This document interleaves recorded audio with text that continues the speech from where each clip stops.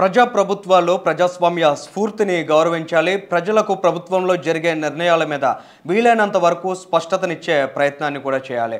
కానీ దురదృష్టం కొద్దీ గత వైసీపీ ప్రభుత్వం జీవోలను దాచుకోవడం, ప్రజాధనాన్ని దోచుకోవడం అన్న చందంగా పరిపాలన చేసింది.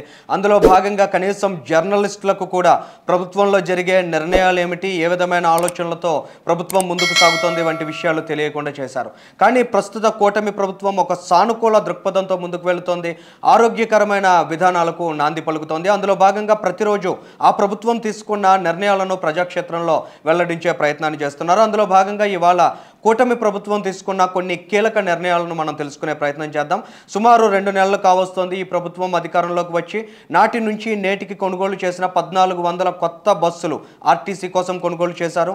వాటన్నిటినీ ఇవాళ ప్రారంభించారు. ఆగస్టు 15 నుంచి ఏదైతే ఉచిత బస్సు రవాణా మహిళల కోసం ప్రారంభించబోతున్నారో ఆ నేపథ్యంలో ఇది ఒక మంచి నిర్ణయంగా చూడాల్సిన సిచ్యువేషన్ ఉంది. ఇక ఆంధ్రప్రదేశ్ రాష్ట్రంలో ముఖ్యంగా ఏనుగుల కారణంగా జరిగే పంట నష్టాన్ని నివారించడంలో భాగంగా కుంకి ఏనుగులను తీసుకొచ్చే ప్రయత్నాలను సైతం ప్రస్తుత ఏపీ ప్రభుత్వం వేగవంతం చేసింది.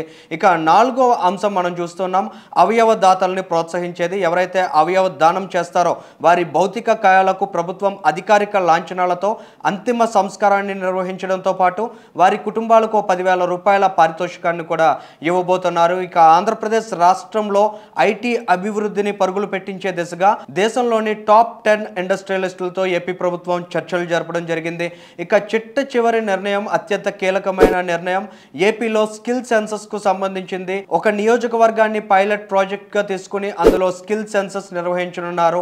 ఖచ్చితంగా నైపుణ్య గణన నిర్వహించడం ద్వారా యువతకు, ముఖ్యంగా ఆంధ్రప్రదేశ్ రాష్ట్రంలో ఉన్నటువంటి ప్రజలకు మంచి చేసే ఆలోచనతో ప్రస్తుత కూటమి ప్రభుత్వం ఈ రకమైన కార్యాచరణతో ముందుకు సాగుతోంది.